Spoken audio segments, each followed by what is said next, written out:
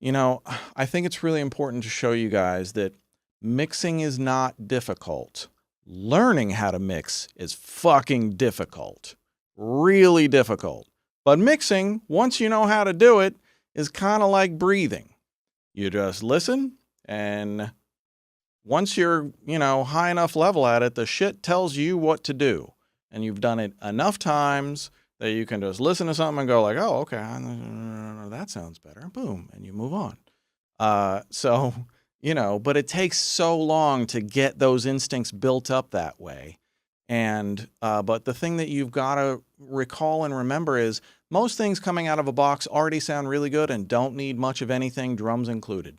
Maybe reverb to put them in a space, but compression and stuff like that, only when you hear something and you go, I need to compress that. Not like, oh, I'm supposed to use a compressor on the snare, aren't I? Well, chances are that snare sample that you're using already has a compressor on the sample itself, probably to an limiter, and you're just adding more sauce to sauce. So if it sounds good, go with it. But if you're just doing it because you think that that's what you're supposed to be doing, that's what I'm trying to absolve you of, the habits of grabbing the plug-in first instead of listening first, grabbing the, reaching for the EQ when really you should be tilting or just balancing or panning.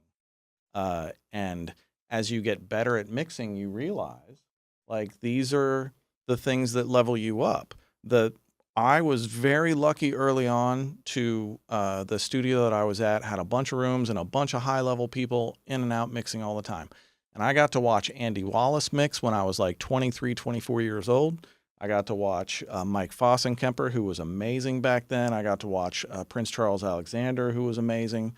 I got to watch all of these really high level guys mix. And one thing was fairly universal about most of them was that they didn't do much. If you looked at Andy Wallace's finished console, you'd wonder when he was going to start. And then you would hit play and thunder comes out of the fucking speakers and you're like, "Oh my God, how did he do that?" And you realize this shit is about balance. It's about getting a great foundation that feels great and then fine-tuning that foundation into a juggernaut. But it all starts with the foundation, and the greats put the foundation together quickly and effortlessly and then build around it. And that's, if your style is dig into everything and EQ the shit out of everything and compress it, but at the end of the day, your mix is killer, I'm not trying to change you. I'm just telling you how I do it. This is me. You do you.